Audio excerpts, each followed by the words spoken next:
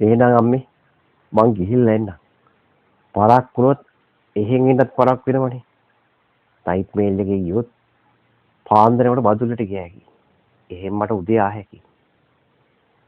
අම්මට එහෙම උත්තර දීලා මං පිටත් වුණා. ඇත්තටම මම පිටත් වෙන එක ගැන අම්මගේ නම් එච්චර සන්තෝෂයක් තිබ්බේ නෑ ඒ වෙලාවේ. ඒකට හේතුනේ හොඳට ඇඳිලි වැටිලා. ඒ වගේමයි වැස්සක සලකුණු තිබුණා. අනේ මන් දන්නේ පුතේ. මං නම් කියන්නේ උදේ යන්නේක හොඳයි කියලා. මේ රෑ පානිනට වැඩිය. එහෙම කියපු අම්මා අමාරුවෙන් හරි හිත හදාගන්න ඇති. මං පිටත් වුණා. ස්ටේෂනට ගියාට පස්සේ වැස්ස පටන් ගත්තා. මාර වැස්සක් ඒක. මුලදී පටන් ගත්තේ හීන් පොදයක්. විනාඩි 10ක් යනකොට මහ වැස්සක් බවට පත් වුණා. ස්ටේෂන් එකේ මමයි තව දෙන්නේ තුන් දෙනෙක් හිටියේ. එතනින් මගියෙන් හිටියේ දෙන්නයි. අනික් එක්කෙනා අන්නාසි වෙලෙන්දේ. එයාත් ඉඳගෙන හිටියේ අන්නාසි ගන්න කටි නැති ඉඳ වෙන්න ඇති. එරත් ඒ වෙලාවේ මිනිස්සු අන්නාසි කන්නේත් නැහැ. ඒතකොට තමයි එනවුස් කරේ මගේ කෝච්චිය තවත් පැයක් පරක් වෙනවා කියලා. මට ටිකක් කේන්ති ගියා.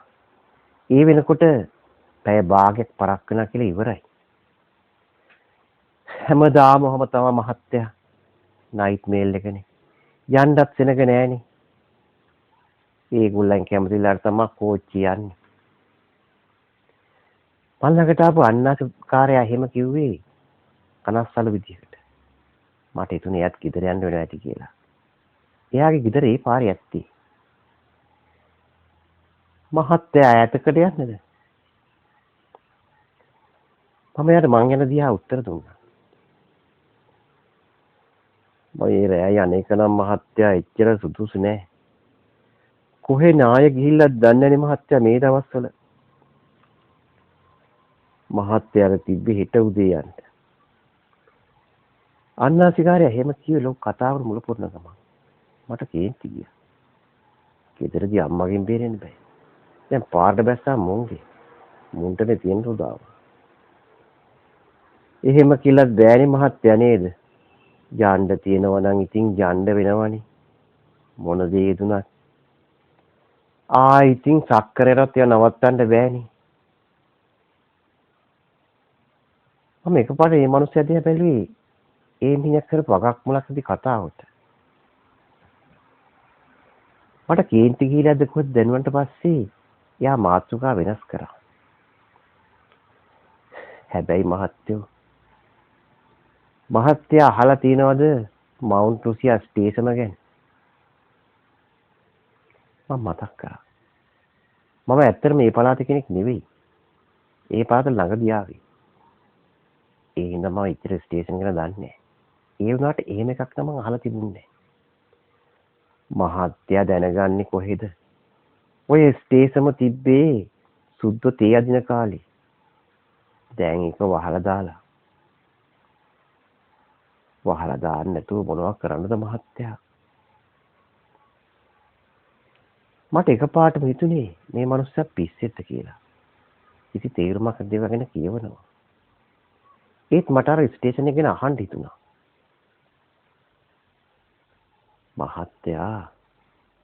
මහත්තයාට කියන්න ඔය ස්ටේෂන් එක ගැන දැන් ඉන්න උග දෙනෙක් දන්නේ. මටත් කීවේ අපේ තාත්තා. තාත්තලා පොඩි කාලේ තමයි ඒක වහලා තියෙන්නේ. බේරෙන්න බැරිම තැන. ඒ මිනිස්සයා කියපු දෙයින් මගේ කුතුහලය ඇවිස්සුණා. ඇයි මොකක්ද ප්‍රශ්නේ? හොරුද? එහෙම නැත්තම් මහත්තයා නම් විශ්වාස කරන එකක් නෑ. ඊතර මහත්තයා අවතාර තියෙනවා කියලා තමයි මිනිස්සු කියන්නේ. 7-8 දිනක්ව මැරිලා තිනවා. කෝච්චි පාරට තල්ලු කරනවලු. මැරිච්ච ඔක්කොම වාගේ ඈත යන්න ගිය මිනිස්සු. ඊට පස්සේ ස්ටේෂන් එක වහලා දාලා තිනවා. අපේ තාත්තලා නම් කිව්වේ ඒ කාලේ බැරි වෙලාවත් ඒ පැත්තවත් බලන්නේ නැල්ලු දවල් කාලෙක නා. හැබැයි ඉතින් දැන් සමහර වෙලාවට ඔය හරියට නවත්තනවා. දැන් එතන තියෙන්නේ පොඩි නටපොන් ගොඩක් විතරයි. ඔය කොල්ලෝ කෙල්ලෝ බැහැලා නගිනවා. මං උන්ට කියනවා උන් ගණන් ගන්නෑ. මට මේ මිනිහා ගැන අනුකම්පාවක් ඇති වෙනවා. අන්ධ විශ්වාස වලින් ඔළුව අවුල් කරගත්ත මිනිස්සෙක්. ඒ වාගේ මිනිස්සුන්ට තර්ක කළ වැඩක් නැහැ. මම ආයෙත් අත්ොරලොස් දිහා බැලුවේ ගමනේ එන්න එන්න පරක් වෙන හන්දා.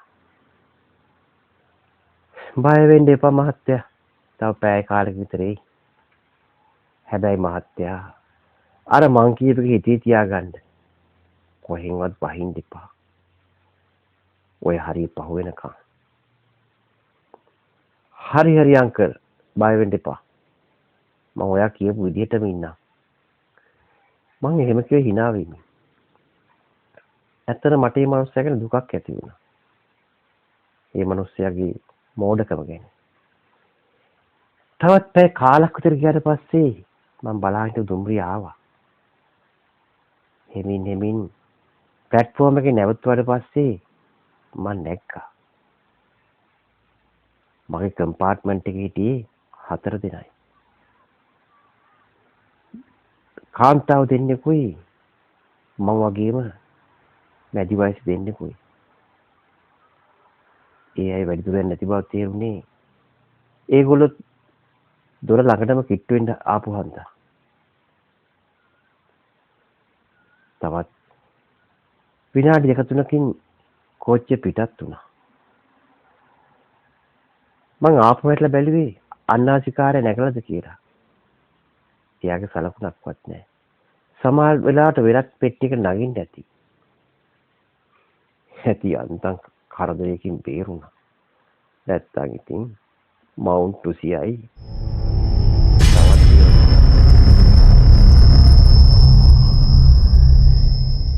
එතකොට වෙලාව 9:08 විතර ඇති.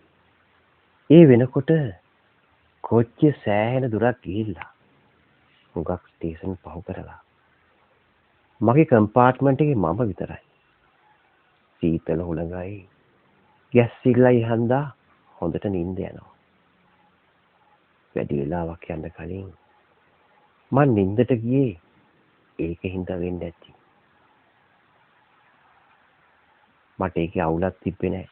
මොකද මං කෝච්චියෙන් බහින්නේ බදුලට ගියාට පස්සේ. එහාට යන්න සෑහෙන වෙලාවක් යනවා. එතකොට මට පැය ගාණක් නිදා ගන්න පුළුවන්. හිතේ බයක් නැති ඉඳ මම නිදාගත්තා. මං හිතන්නේ මට ඒ නිින්ද යන්න ඇති පැය දෙකමාරක් දෙකක් විතර වගේ. කෝච්චිය එකපාර නවත්තපු හන්දා මම ගැස්සිලා හැරුණා.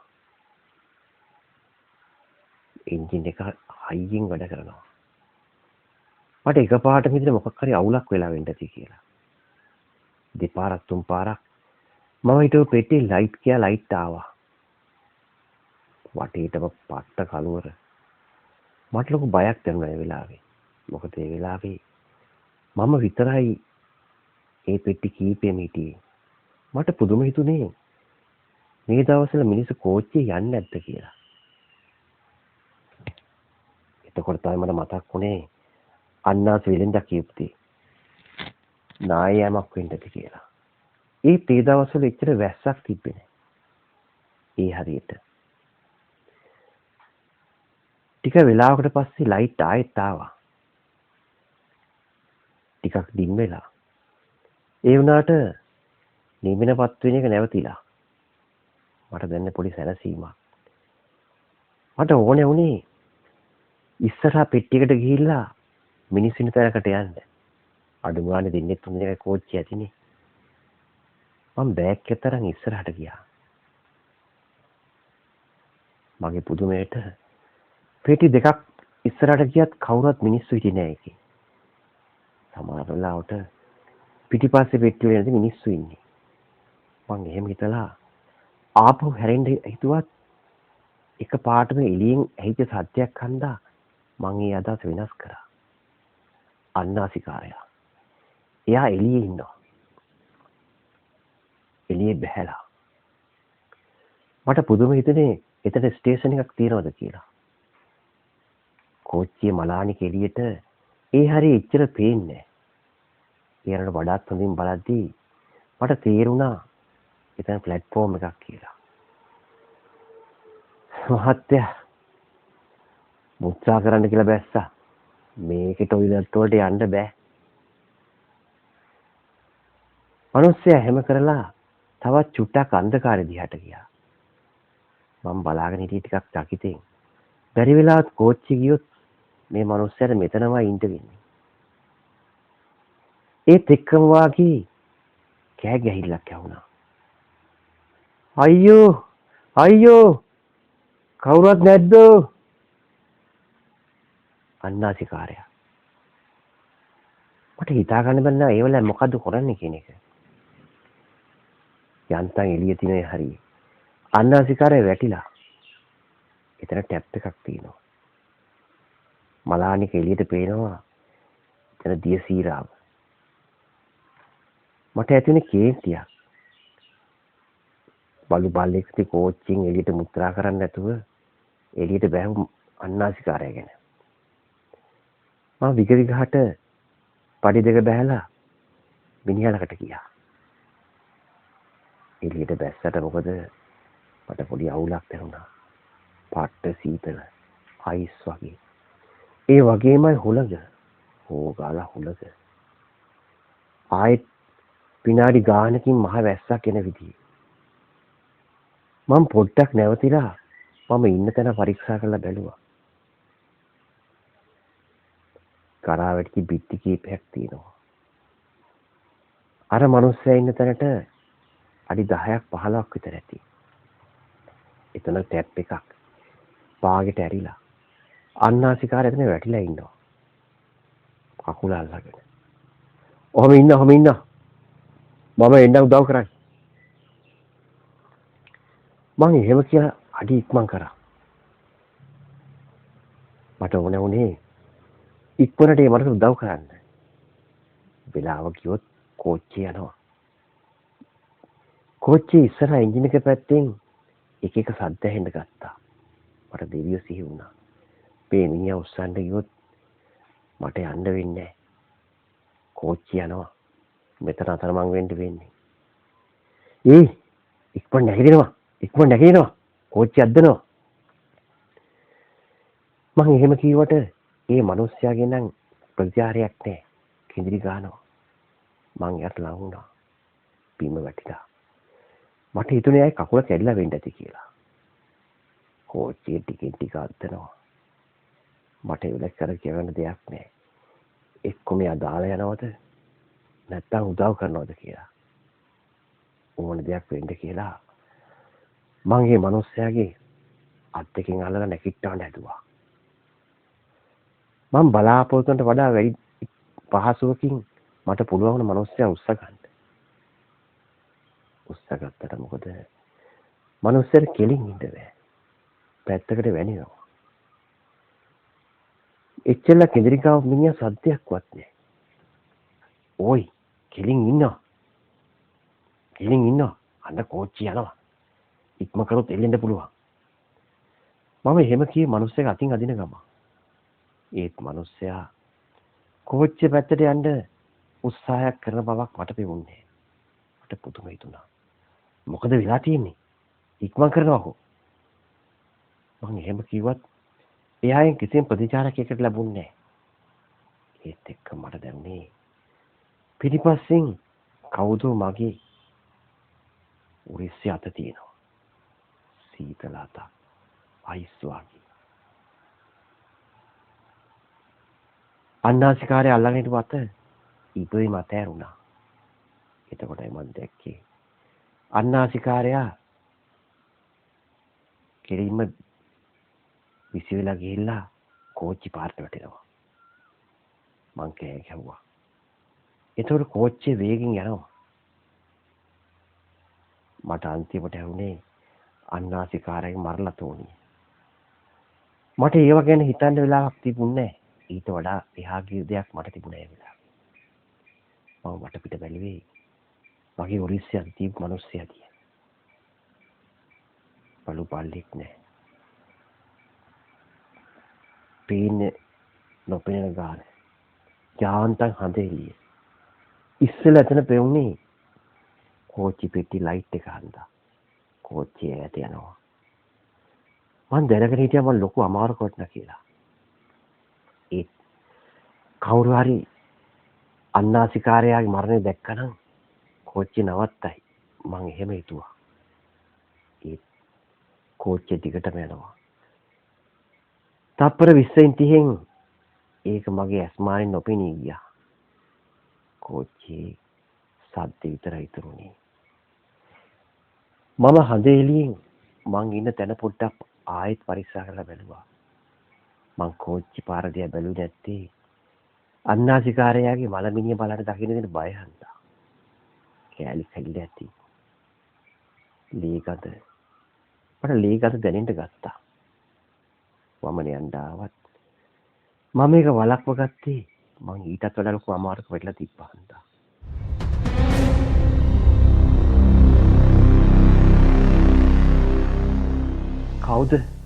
කවුද ඔහේ? මොනවද කරන්න එතන? මම හයියෙන් එහෙම ඇවිත් අන්ධකාරය දැකපු හෙවණැල්ලක් වගේ දෙයකින්. කිසිම උත්තරයක් නැහැ. මගේ බය එන්න වැඩි වුණා. ඒත් එක්කම තමයි මම ඒක දැක්කේ. මුලින් මං හිතුවේ ඒක ලයිට් එකක් කියලා. ටික වෙලාවක් යනකොට මට තේරුණා ඒක ලයිට් එකක් නෙවෙයි කියලා. ලාම්පුවක්. ලන්තෑරුමක්. ලන්තෑරුමක් ගත්ත මිනිස්සෙක් ඈත ඉඳලා එනවා. මීට පතරින් ලන්තෑරුම් එළිය එහාට මෙහාට හෙල වෙනවා. මං ඒ දිහා බලාගෙන හිටියේ හරි ආසාවෙන්. මං දැනගෙන හිටියා ඒ ඉන කෙනාගෙන් මට උදව්වක් ගන්න පුළුවන් වෙයි කියලා. ඉක්මනට එන්න. මං කෑ ගැහුවා. ඒත් ඒ මිනිස්සයාට ඒක ඇහුණ බව පළ කරේ නෑ. අර පුරුදු වේගයෙන්ම මං දිහාට ආවා. එළිය මට අඩි 20ක් විතර තියලා නැවතුණා. මට උදව් කරන්න.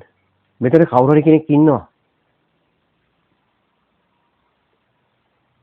කවුද ඔහෙ ඉන්නේ? ඔහෙ කවුරුවත් නැහැ. ඔය ළමයා මෙතන මොකක් කරනවද? මේ රෑ වෙලා අමුත්ත එහෙම ඇවේ හරි කුරෝසු කටහඬකින්. ඒත් එක්කම වාගේ එයාගේ එළිය තව ටිකක් ලං වුණා. ඒතකොට මං එයා දැක්කා. කාකි ඇඳුම් ඇඳගෙන හිටපු ස්ටේෂන් මාස්ටර් කෙනෙක්. කොට කලිසමක් ඇඳගෙන හරි අමුතුයි. දැන් කාලේ වගේ නෙවෙයි. මහත්තයා මං ආපු කෝච්චිය ගියා. කෝච්චිය ආපු මාත් එක්ක ආපු මිනිස්සෙක් මෙතනින් බැස්සා. කවුද කෙනෙක් යාව තල්ලු කරා කෝච්චි පාරට. මං කියාගෙන ගියා. කෝච්චි දැන් සති ගානකින් කෝච්චියක් ගියේ නෑනේ. හැටන් වල නායක් ගිහිල්ලා තේකොළ කෝච්චියවත් යවා ගන්න බැරි වුණා. මොනවද මේ කියවන්නේ? අර මිනිස්සයා එහෙම වෙයි ටිකක් තරහින් වගේ. මට පුදුම හිතුනේ එයා හැටන් වල නායක් ගැන කියපු එක. මම ඊට පැය භාගයකට කලින් හැටන් පහු කරන්නේ ආවි. කෝ බලන්න ඔය කියන හරිය. යන්කෝ බලන්න. ඒ මිනිස්සයා එහෙම කියලා ඉස්සර වුණා. මමත් ඉස්සර වුණේ. මට පොඩි සහනයක් දැනෙච්ච හන්ද මේ මිනිස්සයා කතා කරන විදිහට. හැබැයි මට පොඩි අවුලක් දැනුණා. මට හොඳට මතකයි කලින් මම හිටියේ කරා වැටිච්ච තැනක. ඒ වෙනකොට එතන වෙනස් වෙලා. මට අදා ගන්න බැරි වුණා. පරණ තාලේ ස්ටේෂම පොඩි කාමරයක් තියෙන ස්ටේෂම. ඇතුලේ ලාම්පුවක් පත් වෙනවා. චිනි ලාම්පුවක්. බංකුවක් දාලා තිනවා. මට හොඳට මතකයි ඒ වායි කිසිම දෙයක් එතන තිබ්බේ නෑ කියලා. එකපාරට මගේ ඇස් ගියේ පැත්තක ඉල්ලලා තිබ්බ තුම්රියපලේ නම මවුන්ට් ලුසියා. මගේ ඇඟ හීතල වෙලා ගියා. අන්නාසිකාරයක් කියපු දේ. එතකොට ඌ කීවේ ඇත්ත. ඒත් ඇයි ඌ මෙතන බැස්සේ? ඒක දැනම මට පුදුම බයක් දැනුනේ. අන්නාසිකාරයට වෙච්ච දේ එයා කියපු හැම දෙයක්ම ඇත්ත වුණාට පස්සේ. කෝ මෙහෙ අහුවෙච්ච එකෙක් නෑ. මෙහෙ ආපු කෝච්චියකුත් නෑ. මෙතන මොකද කරන්නේ? සුදු මාත්තුරුන්ට බාර දෙන්නද? අර මිනිස්සයා ආයෙත් මගෙන් ප්‍රශ්න කරන්න ගත්තා. මට දෙන්න උත්තරයක් තිබ්බේ නෑ. එරත් මට ඒ මිනිස්සයාට කතා කරන්න වෙලාවක් තිබ්බෙත් නෑ. මම බලාගෙන හිටියා. කිසිම දෙයක් කර කියා ගන්න බැරුව අන්නාසිකාය නැගිටලා ආවා. එයා රේල් පාරේ නැගිටලා ආවේ හරියට නිදාගෙන හිටපු මිනිහෙක් නැගිටලා එනවා වගේ. එයාගේ අතක් කැඩිලා ගිහිල්ලා. උරිස්සෙන් ලොකු තුවාලයක් ලේ ගලනවා.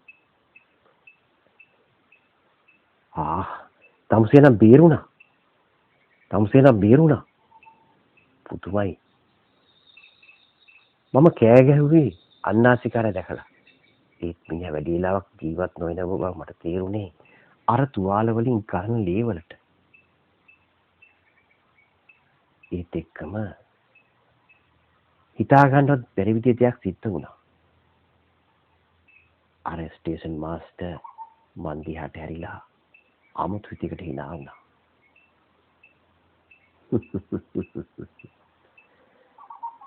එයාගේ බේරෙන්න දෙයක් නැහැ. දැන් තමුන් ගැන හිතුවොත් හොඳයි. මට එකපාරට වෙනස් වෙච්චි ස්ටේෂන් මාස්ටර් අදාහ ගන්න බැරි වුණා. එයා මගේ අත් දෙකෙන් අල්ලගත්තා. එතකොටයි මට තේරුනේ විනාඩි කිහිපයකට කලින් මගේ උරිස්සට අත තිබ්බේ කවුද කියන එක. සීතල අත් දෙක යකඩ වගේ. මං දගලන්න උත්සාහ කරා. මිනිහගේ අත් දෙක ගලව ගන්න. ඒත් ඒකට පුළුවන්කමක් තිබ්බේ නෑ.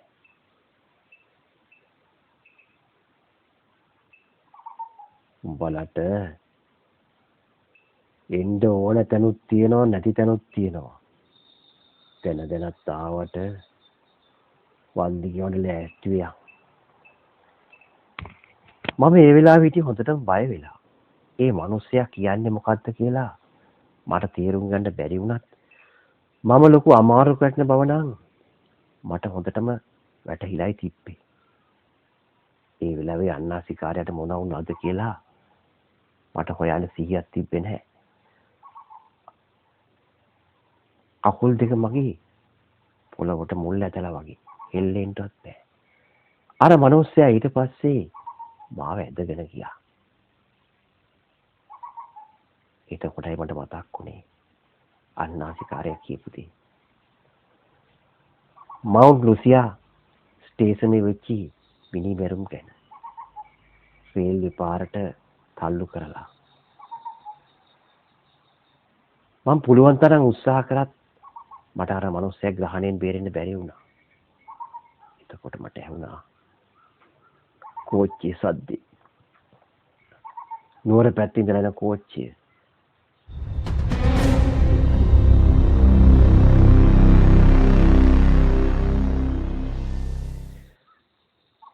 මට ඈතින් ඇහුණා ඊළඟ කෝච්චියේ සද්දේ. ඒකෙන්නේ උඩහා ඉඳලා කන්ත උඩ එනේ ලොකු වේගයකින් එන්නේ. මේ හරිය කිසිම ස්ටේෂනයක් නැති හන්දා තවත් වේගෙන් යන්නේ. අර මිනිස්සයා මාව ලං කරගෙන හිටියා ප්ලැට්ෆෝම් එකේ කෙළවරට. මට හිතා ගන්න පුළුවන් වුණා. මවුන්ට් ලුසියා ස්ටේෂනේ මිනිමරුව කවුද කියන එක. ඒ මිනිමරුවට මං ඒ වෙලාවේ අහුවෙලා හිටියේ. මං ඒ වෙලාවේ කිසිම දෙයක් කර කියාගෙන බැරි තත්ත්වයක හිටියේ. මගේ එක ගල් වෙලා වගේ. අත් කකුල් හිරි වැටිලා. ඒ වුණාට මගේ ඇස් දෙකට හොඳට පේන්න ගත්තා ඈතින් එන කෝච්චි ලයිට් එක. ඒ වගේම සද්දේ. ටිකෙන් ටික ලයිට් එක හුඟක් ලං වෙනවා. ඒ වගේමයි කෝච්චියේ සද්දේ. ටිකෙන් ටික වැඩි වෙලා කන් අඩි පුපුරන ගානට එනවා. මං දැනගෙන හිටියා. තව තප්පර කීපයකින් මම ඔකට තල්ලු කරන බව. මට දෙවියෝ සිහි වුණා. ඒ වගේම අම්මා මට ඒ ලාවේ එන්න එපා කියපු. කෝච්චියයි මමයි අතර ඕනනම් අඩි 25ක් 30ක් තියෙන්න ඇති. මං දැනගෙන හිටියා මට ගැලවීමක් නැහැ කියලා. ඒත් මොකද්ද හේතුවකට මම කැරකිලා විසිලා වැටුණා. මම වැටෙන ප්ලැට්ෆෝම් එකේ කෙළවර. මං අමාරුවෙන් පොළොව බදාගෙන හිටියා. කෝච්චියේ බරට ප්ලැට්ෆෝම් එක දෙදරුම් කරනවා. තප්පර 25කින් 30කින් විතර වගේ කෝච්චියේ සද්ද නැති වෙලා ගියා. මං ආපහු හැරිලා බැලුවා. එතකොට තමයි මම දැක්කේ අන්නාසිකාරයා. ස්ටේෂන් මාස්ටර්ව පෙරලාගෙන මොකක්ද එකකින් අලිනවා. පිහියක් වෙන්න ඇති. ඒ වෙලාවේ යාන්තමට හොඳ පායලා. ස්ටේෂන් මාස්ටර්ගේ පපුවේ ලොකු හිලක් ලේ විදිනවා. ඒ ලේ වලින් අන්නාසිකාරයාගේ මූණත් එක්ක නැවිලා. මට තේරුම් ගන්න පුළුවන් වුණා ඒ වෙලාවේ වෙච්ච දේ. අන්තිම මොහොතේ මම බේරගෙන තියෙනවා අන්නාසිකාරයා. ඒත් මට හොඳටම විශ්වාසයි. එයා මිනිස්සෙක් නෙවෙයි කියලා. ඒ වගේම ස්ටේෂන් මාස්ටර්. ඒ වගේම ස්ටේෂන් එක ඒකත් ඇත්ත එකක් නෙවෙයි කියලා. අන්තිමට ඇහුනේ පුදුම මරහඬක්. ඒ මරහඬ ස්ටේෂන් මාස්ටර්ගේද අන්නාසිකාරයෙක් කියලා මට හිතා ගන්න බැරි වුණා. මට දැනුනේ මගේ ඔළුව සිමෙන්තිය වදිනවා. පැය ගාණක් මං ඒ විදිහට ඉඳ ඇති. මට හැරෙනකොට හොඳටම ඉර පායලා. මම නැගිට්ටා. මම ඉන්නේ පරණ ගොඩනැගිල්ල නටබුන් අතර. රේල්වේ ලයින් එක ඒ ළඟින් යනවා. මම විගහට ඉස්සරහට ගිහිල්ලා බැලුවේ එතනින් පිටත් වෙන පාරක් තියනවද කියලා. වටේට මහ ඉලුක වැවිලා. පාරක් තිබ්බ බවක්වත් නැහැ. මම එතනින් රේල්වේ ලයින් එකට පැනලා ටික දුරක් ඉස්සරහට ගියේ එතනින්වත් පාරක් ලැබෙයිද කියලා බලන්න. අඩි 25ක් 30ක් ගියාට පස්සේ පොඩි පාරක් තියෙනවා. ඒ දිගේ ගියාට පස්සේ මම වැලි පාරකට වැටුණා. එතන තියෙන ගෙදරකින් පාර ආගෙන මම ළඟම තියෙන ටවුන් එකට ගියා. ඒ සිද්ධියෙන් පස්සේ මම ඒක ගැන හොයලා බැලුවා. අන්නාසිකාරයා ගැනවත් ස්ටේෂන් මාස්ටර් ගැනවත් ඒ පළාතේ මිනිහෙක්වත් කවුරුවත් දැනගෙන හිටියේ නැහැ. හැබැයි ඉතින් ඒ සිද්ධියෙන් පස්සේ හැමදාම මේ හරිය පහු කරනකොට මං ඒ පැත්ත හැරලා බලන්නේ අන්නාසිකාරයා ඉන්නවද කියලා. මොකද එයා තමයි මේ වෙලාවේ මගේ ජීවිතේ බේරුවේ. මට හිතා ගන්න බැරි වුණේ එදා කොහොමද මං අන්නාසිකාර කෝච්චිය දැක්කේ කියලා. ඒ අවතාරයක් නම්. ඒ වගේමයි ඇයි යා මාව අර ස්ටේෂනට අරන් ගිහිල්ලා ආයෙ බේරගත්තේ කියන එක. කොච්චර කල්පනා කරත්